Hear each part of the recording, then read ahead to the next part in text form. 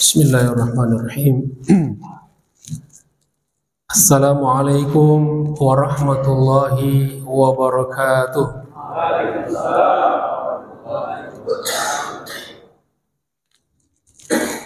Alhamdulillah.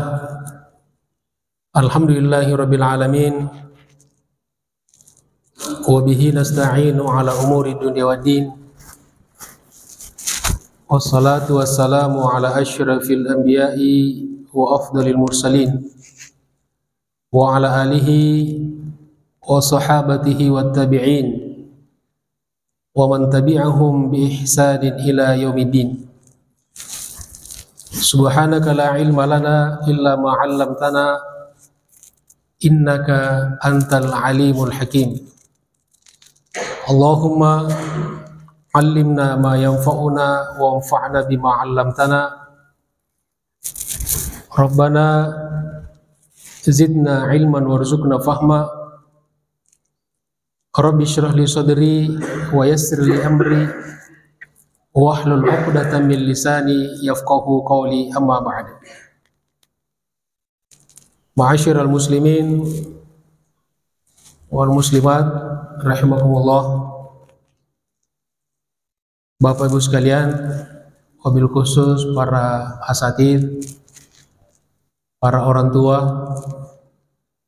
tokoh masyarakat, segenap pengurus DKM Masjid Babu Salam yang kita selalu makmurkan ini. Alhamdulillah makin makmur lahir dan batinnya. Saya menjadi saksi sejarahnya dari tahun 95. Alhamdulillah. Kemudian Bapak Ibu sekalian, jamaah salat subuh dan majelis taklim, ya insya Allah semua kita senantiasa dimuliakan dan dirahmati Allah Subhanahu wa ta'ala. Apa kabar semuanya? Sehat ya? Pergi ke pasar di hari Senin, di pasar membeli pisang. Bapak Ibu dan hadirin, saya ucapkan selamat datang. Selesai pantunnya ya. Jadi yang tetap tinggal kita ucapkan selamat datang. Yang pulang kita ucapkan selamat tinggal. Alhamdulillah, puji syukur kita panjatkan kepada Allah Subhanahu wa ta'ala. Setelah kita sholat subuh berjamaah, mudah-mudahan Allah terima sholat kita dan ibadah-ibadah kita yang lainnya. Kita lanjut dan kita luruskan niat kita. Pertama, i'tikaf di masjid. Yang kedua, silaturahim. Mudah-mudahan dengan silaturahim Allah Subhanahu wa ta'ala lapangkan rezeki kita dalam makna rezeki yang seluas-luasnya, bukan hanya harta, dan Allah panjangkan umur kita. Kemudian yang tidak kalah pentingnya, talabul ilmi, yaitu mencari ilmu, belajar yang batasan waktunya, kata Nabi, minal mahdi ilal lahdi, dari buayan sampai ke liang lahat. Kata orang Jakarta, dari di bedong sampai di bedong. Mudah-mudahan dengan kita senantiasa talabul ilmi, menjalankan sebuah sunnah Rasulullah SAW, Allah Subhanahu wa ta'ala mudahkan dan lapangkan bagi kita jalan menuju surga. Amin ya rabbal alamin. Selanjutnya kita kembali kepada pelajaran kita. Masih pengkajian dan pembahasan kitab Riyadhus Shalihin. Berikut caranya dari Nusratul Muttaqin. Di kesempatan ini jamaah sekalian, kita akan membahas satu bab, yaitu bab ziyarati ahlil khair wa mujalasatihim wa suhbatihim wa mahabbatihim wa talabi ziyaratihim wad du'a'i minhum wa ziyaratil mawadhi' al-fadilah. Sudah paham semua kan artinya? Katanya. Kita jelaskan ya, pelan-pelan. Jadi bab ziyarati ahlil khair. Bab tentang ziarah atau berkunjung, mengunjungi ahlil khair, orang-orang baik. Wa mujalasatihim, dan duduk bersama mereka seperti sekarang ini. Ini kan insya Allah orang-orang baik ya. Udah sholat ke masjid ya, insya Allah. Wa suhbatihim, dan bersahabat dengan mereka, dengan orang-orang baik. Wa mahabbatihim, dan mencintai mereka. Wa talabi ziyaratihim, dan meminta kunjungan mereka. Jadi yang pertama tadi, kita yang mengunjungi mereka. Yang ini kita minta mereka kunjungin kita. Wad du'a'i minhum, dan meminta doa dari mereka. Doakan ya. Kalau kita ketemu dengan orang-orang baik, maka salah satu yang kita minta dari mereka adalah doa. Jadi kita juga membutuhkan doa saudara kita, apalagi orang-orang baik, orang-orang soleh. Wa ziyaratil mawadhi' al-fadilah, dan mengunjungi tempat-tempat yang utama, yang baik. Majelis taklim, masjid, tempat-tempat di mana orang-orang baik berkumpul. Kemudian jamaah sekalian, seperti biasa Al-Imam Nawawi selalu mengawali kitabnya dengan beberapa atau dengan mengutip ayat yang berkaitan dengan bab. Di sini beliau mengutip surat Al-Kahfi ayat 28. A'udzu billahi minasyaitonir rajim. Wasbir nafsaka ma'al ladzina yad'una rabbahum bil ghadati wal 'ashyi yuriduna wajhah. Wasbir nafsaka, dan sabarkanlah dirimu, bersabarlah. Ma'alladzina, bersama orang-orang, yad'una rabbahum, yang senantiasa menyeru Rabb mereka, Tuhan mereka. Senantiasa menyeru kepada Allah, berdoa kepada Allah, ibadah kepada Allah. Seperti Bapak Ibu sekalian ini, insyaallah orang-orang yang senantiasa berdoa, ibadah kepada Allah Subhanahu wa taala. Bil ghadati, di waktu pagi, wal 'ashyi, dan di waktu petang atau sore. Yuriduna wajhahu, mereka senantiasa mengharapkan ridho Allah. Jadi ayat ini secara umum menjelaskan kepada kita bahwa kita harus bersabar bersama dengan orang-orang baik, orang-orang yang sama-sama ibadah. Jadi kalau sudah sama-sama ibadah, sama-sama orang baik, dilarang saling menyakiti, dilarang saling mengganggu. Ya, apalagi sudah satu jamaah, jangan lagi ada gontok-gontokan sesama jamaah. Ada kekurangan, kita harus sabar. Wasbir nafsaka, sabarkan dirimu. Namanya manusia pasti ada kurang-kurangnya. Sebagaimana kita juga banyak kurang kita. Tapi jangan kita fokus melihat kekurangan orang. Kalau kita hanya fokus melihat kekurangan orang, maka tidak ada waktu untuk melihat kekurangan diri kita sendiri. Sehingga makin banyak kita mencela, maka makin banyak celah pada diri kita.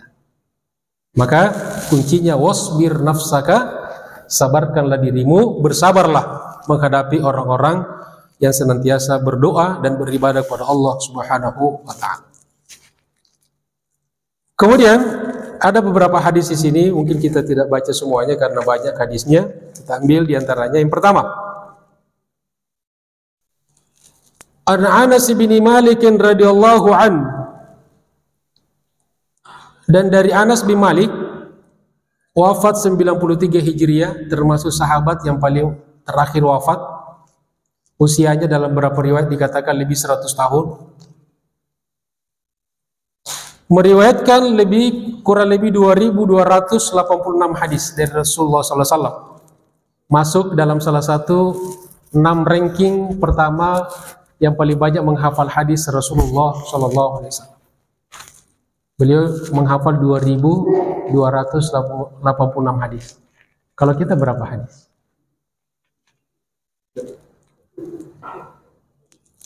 Qala, beliau berkata, Anas berkata, Qala Abu Bakr li Umar radhiyallahu anhuma.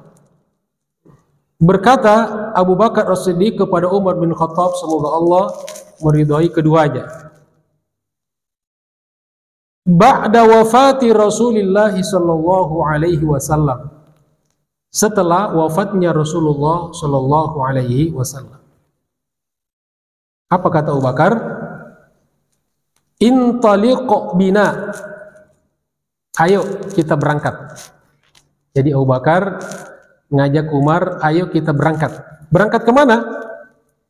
Ila Ummi Aiman radhiyallahu anha, kepada seseorang perempuan yang bernama Ummu Aiman.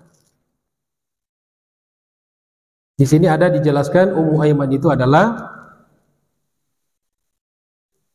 maulatu Rasulullah sallallahu alaihi wasallam, mantan budak Rasulullah sallallahu alaihi wasallam. Jadi kalau budak sudah dimerdekakan namanya maula, mantan budak. Kanat wasifatan li Abdillah ibn Abdul Muttalib.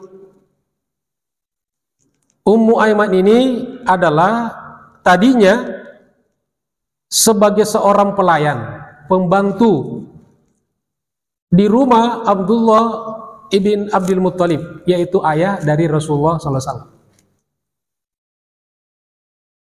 Wa kanat minal Habasyah. Ummu Aiman ini berasal dari negeri Habasyah. Habasyah di mana Bapak Ibu? Hah? Jatiwaringin. Habasyah itu di Ethiopia. Jadi berkulit hitam. Kalau Jatiwaringin rumah saya tuh. Jadi Ummu Aiman ini dipastikan berkulit hitam karena orang Ethiopia itu warna kulitnya cuma dua, hitam dan hitam banget. Hitam dan hitam banget. Ya.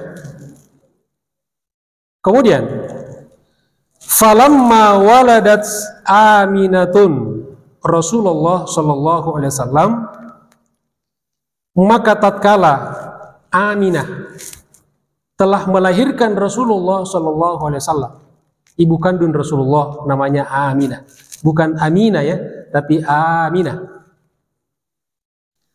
Ba'da ma tuwfi abuhu, setelah ditinggal mati oleh ayahnya ketika masih dalam kandungan usia 6 bulan, wafat ayahnya.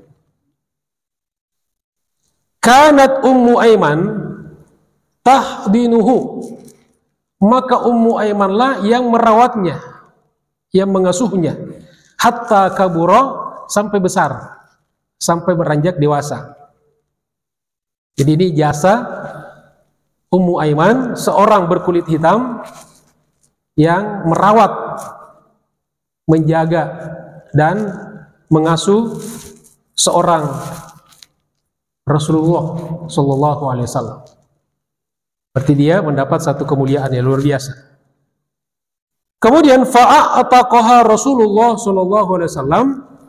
Kemudian karena jasanya luar biasa, maka dimerdekakan oleh baginda Rasulullah sallallahu alaihi wasallam. Kemudian tidak sampai dimerdekakan, thumma angkahaha Zaidah ibni Harithah.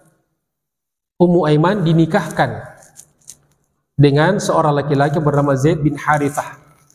Maka beliau kemudian digelari dengan Ummu Usamah. Ya, Ummu Usamah bin Zaid.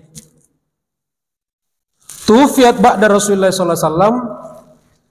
Ummu Aiman wafat setelah Rasulullah sallallahu alaihi wasallam bi khamsati ashhurin, setelah 5 bulan. Jadi 5 bulan setelah wafatnya Rasulullah sallallahu alaihi wasallam, Ummu Aiman juga wafat. Itu tentang Ummu Aiman. Jadi kata Abu Bakar Siddiq, wahai Umar, mari kita berangkat menuju ke rumah Ummu Aiman. Untuk apa?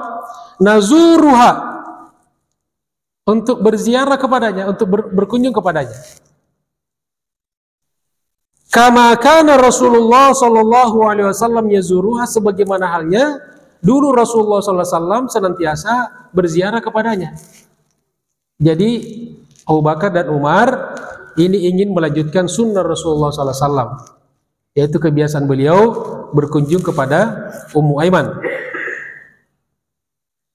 Falamma intahaya ilaiha, maka tatkala keduanya sampai kepada Ummu Aiman, sampai di rumahnya, bakat Ummu Aiman menangis. Faqala laha, maka berkatalah keduanya, Umar dan Abu Bakar, kepada Ummu Aiman, ma yubukiki, apa yang membuat kamu menangis? Kenapa menangis?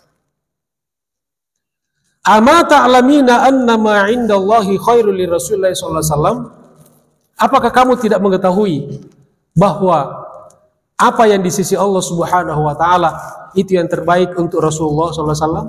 Nabi sudah mendapatkan yang terbaik dari Allah.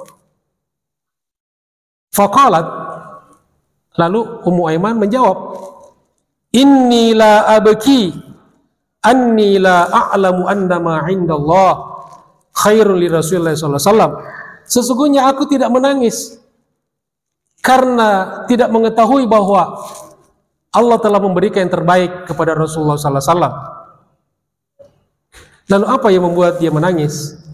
Walakin, akan tetapi, abki, aku menangis, annal wahya qad inqata'a, bahwa sesungguhnya wahyu telah terputus, tidak turun lagi wahyu. Fahayyajathuma 'alal buka, karena Ummu Aiman menangis, maka Abu Bakar dan Umar pun ikut bersedih, ya, ikut terbawa-bawa. Kita kalau berkumpul sama orang-orang yang ketawa, banyak ketawanya, kita juga ikut tertawa. Kalau kita orang lain ketawa, kita tidak ketawa, biasanya kita sakit jiwa. Orang lain ketawa, kita nangis.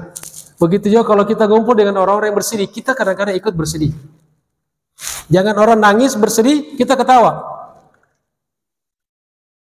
Maka faja'ala yabkiyani ma'aha, maka Umar dan Abu Bakar ikut menangis bersama Ummu Aiman. Jadi menangis berjamaah, menangis bersama-sama. Rawahu Muslim, hadis ini diriwayatkan oleh Imam Muslim, raqmul hadis, nomor hadis al-faidi wa arba'umiyah wa arba'in wa khamsin, 2454. Afadal hadis, pelajaran dari hadis. Pertama, qala Nawawi, berkata Imam Nawawi rahimahullah, fil hadisi, di dalam hadis ada pelajaran jawazul buka, dibolehkannya menangis. Jadi boleh, hukumnya boleh menangis. Husnan, karena sedih. Ala firaqis solihin, atas meninggalnya, atas berpisahnya kita dengan orang-orang soleh.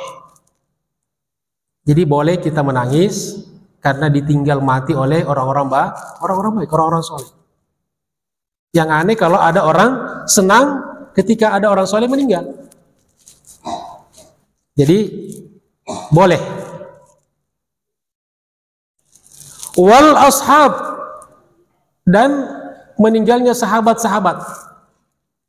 Jadi boleh kita bersedih kalau ada sahabat kita, ada teman kita yang meninggal, yang meninggalkan kita. Wa in kanu qad intaqalu ila afdali mimma kanu alaih. Meskipun mereka telah berpindah alam kepada sesuatu yang lebih afdal, yang lebih baik. Ya, memang keyakinan kita bahwa insya Allah, sepengetahuan kita, kalau orang soleh meninggal dunia, maka dia akan mendapatkannya lebih baik daripada kehidupannya saat ini. Itu keyakinan kita. Nah, meskipun kita yakin seperti itu. Itu yang pertama ya. Jadi, kalau ada orang yang menangis karena sedih, karena ada keluarganya, sahabatnya, atau orang-orang soleh meninggal, maka jangan dilarang. Ya, biarkan saja. Ya, itu boleh, ya, dibolehkan. Yang kedua, ziyaratus solihin. Disunnahkan untuk menziarahi, mengunjungi orang-orang soleh. Berkunjung ke tempat, ke rumah orang-orang soleh. Itu sunnah. Wa ziyaratu man kana sadiquhu yazuruhu, dan menziarahi yang sering diziarahi oleh temannya. Ya, kita ada teman nih, kita ada sahabat, kita dekat, kita akrab dengan dia. Kemudian sahabatnya meninggal. Dia meninggal. Ya, dia sahabat kita ini meninggal. Maka termasuk di antara sunnah adalah kita menyambung ziarah ke sahabat-sahabat saudara kita yang sudah meninggal. Ini sama dengan orang tua. Kalau orang tua kita meninggal, maka salah satu sunnahnya adalah kita dianjurkan untuk menjalin silaturahim dengan sahabat-sahabat orang tua kita. Jangan sampai kematiannya memutus silaturahim kita dengan mereka.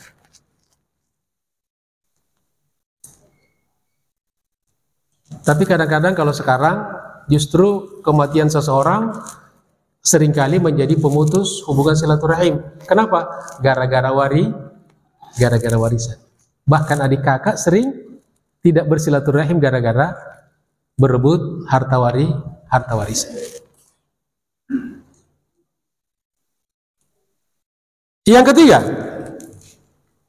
jawazu ziyarati shalih liman huwa dunahu. Hukumnya boleh, dibolehkan hukumnya untuk ziarahnya orang yang soleh, orang baik kepada orang yang lebih di bawah level dia. Jadi misalnya guru menziarahi muridnya nggak apa-apa. Orang tua menziarahi yang lebih muda nggak apa-apa.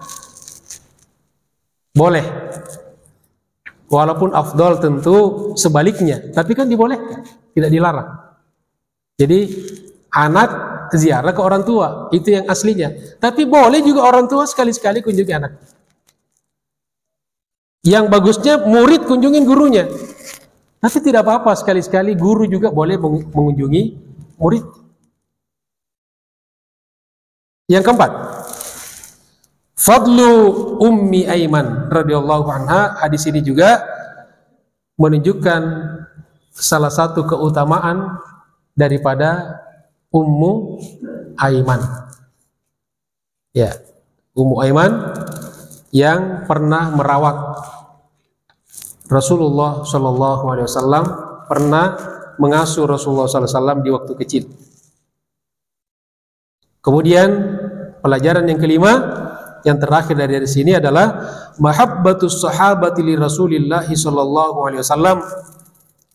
Cinta sahabat kepada baginda Rasulullah Shallallahu Alaihi Wasallam, wa husnuhum, dan kesedihan mereka ala firaqihi, atas perpisahan dengan beliau, ba'da wafatihi, setelah wafatnya, wa husnuhum, dan kesedihan mereka linqita'il wahyi ba'dahu, karena terputusnya wahyu sepeninggal beliau Shallallahu Alaihi Wasallam. Kita kira-kira pernah bersedih nggak karena wahyu terputus? Kalau kita mungkin ada ibu wahyu, ya, ada ibu wahyu di sini. Yang bersedih karena ditinggal oleh Pak Wahyu.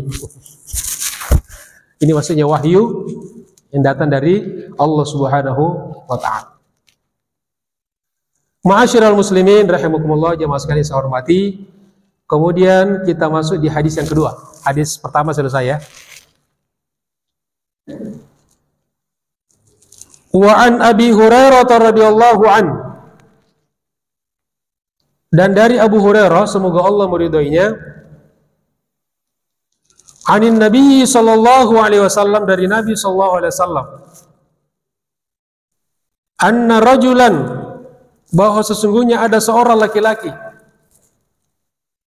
zara akhallahu, menziarahi, mengunjungi seseorang saudaranya, fi qaryatin ukhra, di satu kampung. Fa arsadallahu ta'ala ala madrajatihi malakan. Lalu Allah Subhanahu wa ta'ala mengutus dan mewakilkan satu malaikat yang mengikuti di perjalanannya. Jadi Allah mewakilkan satu malaikat untuk membuntuti laki-laki tersebut. Falamma ata alai, maka tatkala malaikat itu sampai kepadanya, kepada orang itu, qala, malaikat bertanya, aina turid, mau kemana? Anda mau kemana? Qala, dia menjawab, uridu akhalli fi hadhil qaryah, saya ingin mengunjungi seorang saudaraku di kampung ini. Qala, malaikat bertanya lagi, hal laka alaihi min ni'matin tarubbuha, apakah ada kenikmatan dunia yang mendorong kamu untuk mengunjunginya? Ada enggak dorongan-dorongan materi dunia sehingga kamu berkunjung kepada orang itu? Qala la, dia menjawab tidak.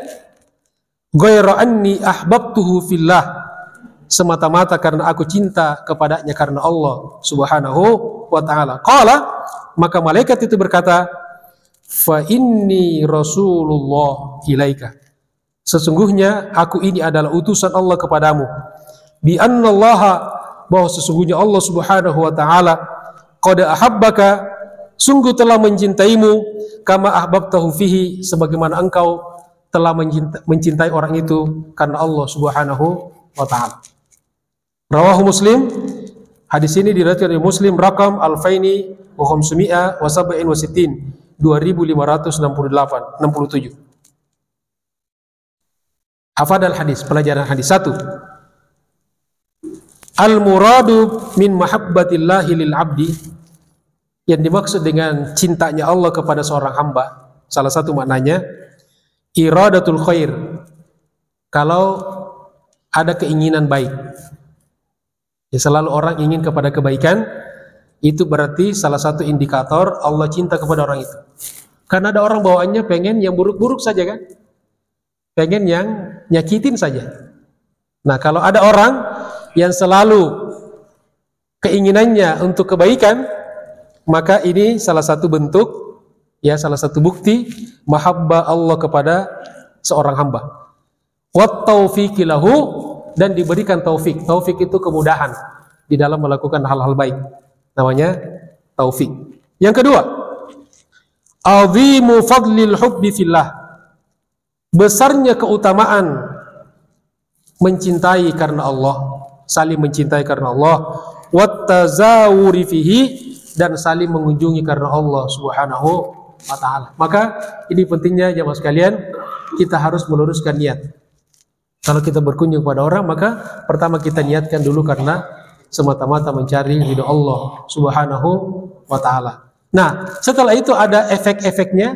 Alhamdulillah, misalnya datang ke tetangga, niatnya ziarah karena Allah, tiba-tiba disuguhin kopi. Alhamdulillah, kopi itu bonus, bukan tujuan kita. Kita tidak pernah minta, tidak pernah merencanakan, cuma menduga-duga saja. Karena waktu ngopi kita datang, ya ini kayaknya rada-rada keluar nih, ya. Ini sih buktinya yang ikut sholat sudah dapat minuman. Ini kopi apa teh? Ya teh. Ya. Sabar Pak ya. Insya Allah.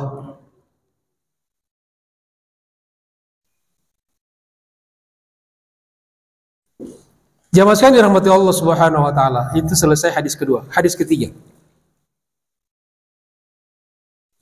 Wa anhu, dan darinya. Darinya siapa maksudnya? Sebelumnya Abu Hurairah, berarti dari Abu Hurairah.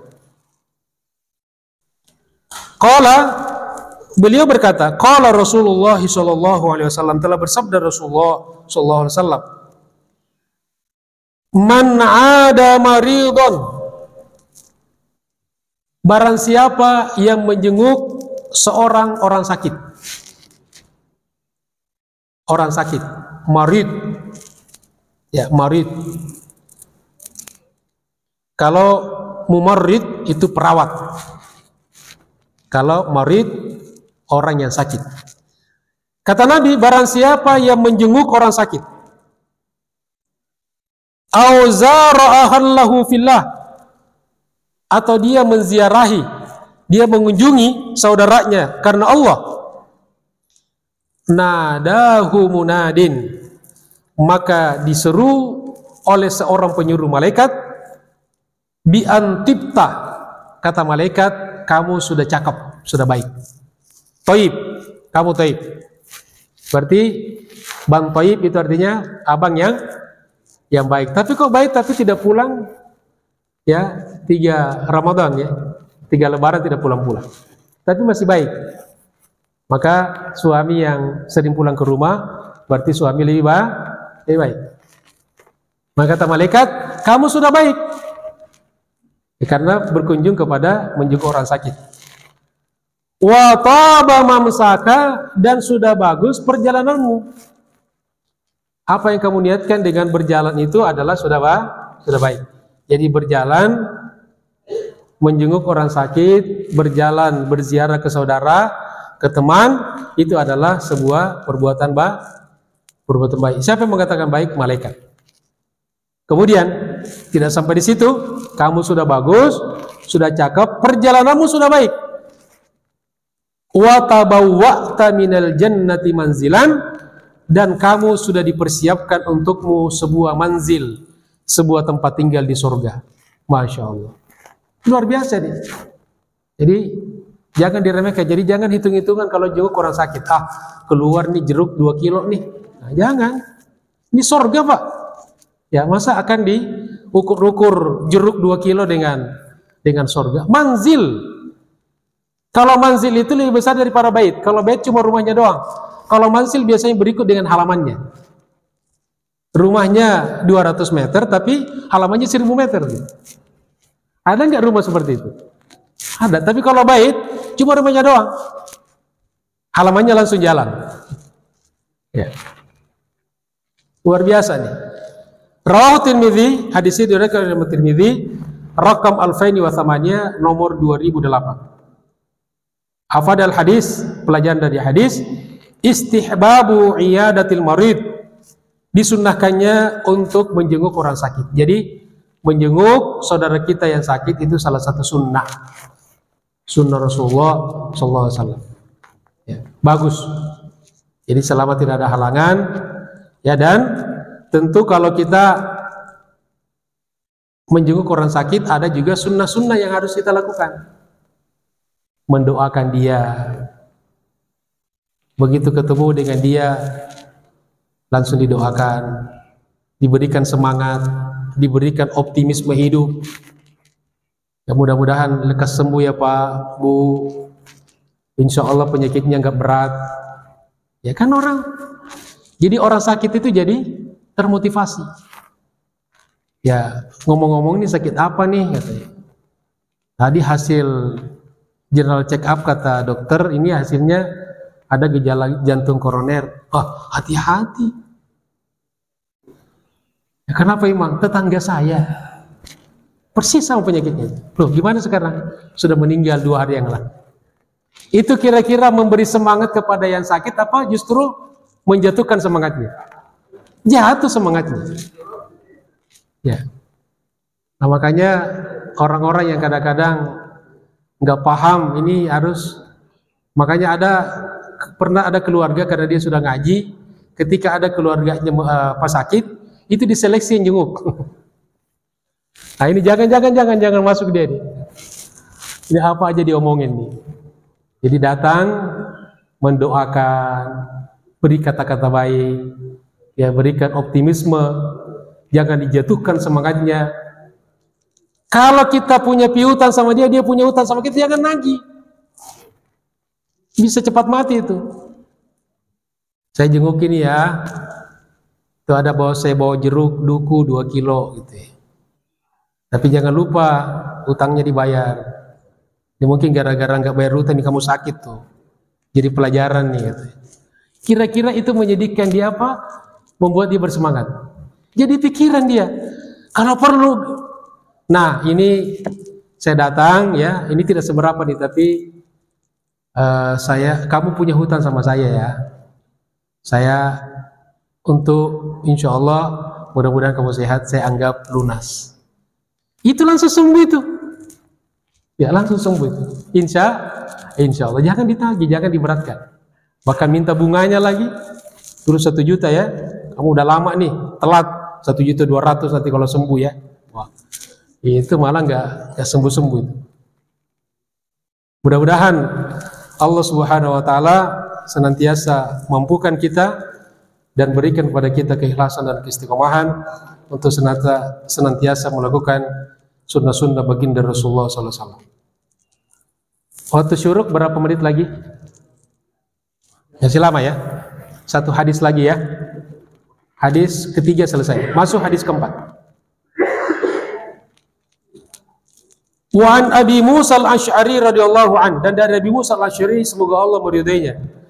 Anna Nabiyya sallallahu alaihi wasallam, sesungguhnya Nabi sallallahu alaihi wasallam qala, telah bersabda, innama mathalul jalisi salih, sesungguhnya perumpamaan teman duduk yang baik, wa jalisi su, dan teman duduk yang buruk, kahamilil miski, seperti penjual minyak wangi, wa nafikhil kir, dan tukang las pandai besi.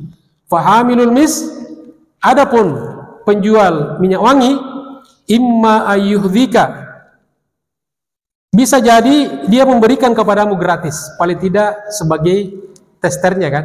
Kalau kita minyak wangi pasti dapat ya, kasih.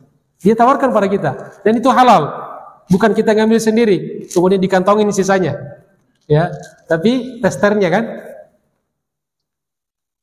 Wa imma antabta aminhu, atau kamu membeli. Kalau setelah kita coba testernya kemudian menarik, cocok harganya, bagus wanginya, kita suka beli, biasanya begitu. Kemudian wa imma antajida minhu rihan thayyiban, jadi kamu bisa mendapatkan gratis atau kamu beli, minimal kalau kita datang ke tukang minyak wangi, tajidu rihan thayyibatan, kamu mencium wangi yang sedap. Wa nafikhul kir, sebaliknya kalau kita datang di pandai besi, di tukang las, imma ayyuhriqa thiyabaka, nah kemungkinannya bisa terjadi pakaianmu bolong, kena las, kena api. Wa imma antajida minhu rihan muntina, minimal kamu akan menghirup ya bau yang tidak sedap, bau asap, bau gosong, pembakaran dan sebagainya. Muttafaqun alaih, hadis riwayat Bukhari Muslim. Al-Bukhari 5534, 5534, wa Muslim, dan diriwayatkan dari Muslim rakam alfaini situmi'a wa thamania wa ishrin, 2628. Hafadal hadis, pelajaran dari hadis. Yang pertama,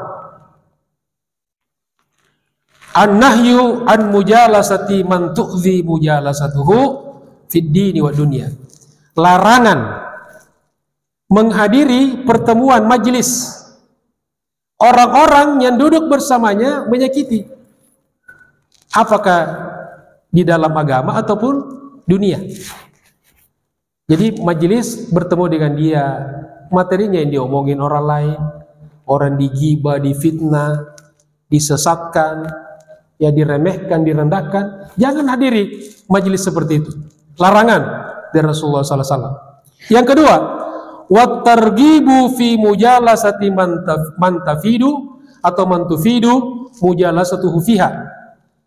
Justru sebaliknya, dorongan atau disunnahkan untuk menghadiri pertemuan majelis orang-orang yang majelisnya bermanfaat, memberikan faidah. Kita hadir, ada ilmu kita dapat, kita hadir dapat bisa bersilaturahmi, terhindar dari segala macam dosa, termasuk ghibah dan sebagainya. Kemudian yang ketiga, jawazu bai'il mis. Ini motivasi kepada orang-orang yang menjual minyak wangi. Jangan khawatir, dibolehkan menjual minyak wangi. Ya. Wal hukmu bi taharatihi, dan hukumnya bahwa minyak wangi itu insya Allah tahir, taharah, suci, tidak apa-apa. Yang ada persoalan ketika dicampur dengan alkohol. Itu ada khilaf di kalangan ulama. Ada yang mengatakan boleh dipakai, ada yang mengatakan tidak boleh dipakai. Ada yang mengatakan dilarang dipakai untuk sholat, tapi ada yang mengatakan boleh dipakai untuk di luar sholat. Wallahu a'lam. Yang keempat, tasbihun Nabi sallallahu alaihi wasallam. Analogi Nabi Muhammad sallallahu alaihi wasallam. Perumpamaan ya, permisalan atau analogi. As-sadiqus salih, sahabat yang baik, bibai ilmis, dengan penjual minyak wangi. Dalilu ta'thiril akhlaqil hasanah. Ini satu dalil petunjuk betapa pengaruh akhlak yang baik bahwa bisa menularkan kepada orang lain. Ya, jadi inilah pentingnya kenapa kita disunnahkan, dianjurkan bersahabat dengan orang-orang baik, karena kebaikan itu menularkan.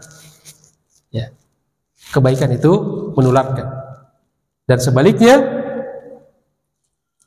wa kadzalika tasbihus shadiqis as-sayyi, dan begitu juga Nabi menganalogikan bersahabat dengan sahabat yang buruk, binafihil kir, dengan tukang las atau pandai besi, dalilun ala intiqalil akhlaqir radi'ah, juga menunjukkan bahwa akhlak dan perangai buruk juga bisa berpindah dan menular kepada orang lain. Jadi seperti penyakit, sebagaimana penyakit bisa menular, maka kebiasaan buruk, akhlak yang buruk pun bisa menular kepada orang lain. Kemudian yang terakhir, yang sekalian yang kelima, at-tahdhiru min musahabatil asyrar. Peringatan, wanti-wanti dari Nabi untuk tidak bersahabat dengan orang-orang buruk. Jadi kalau sekedar berteman dengan siapa saja, tapi bersahabat ini kita harus selektif. Nabi mengatakan tidak boleh kita bersahabat dengan orang-orang buruk, dengan orang-orang jahat. Wat targhibu musahabatil akhyar, dan sebaliknya dorongan ya untuk senantiasa bersahabat dengan orang-orang baik atau orang-orang pilihan. Jadi kalau sahabat, kita harus memilih sahabat. Kalau sekedar teman, kenalan siapa saja, ya, kita boleh berteman, berkenalan dengan mereka. Wallahu ta'ala. Sebelum kita tutup, ada pertanyaan, silakan. Silakan Pak.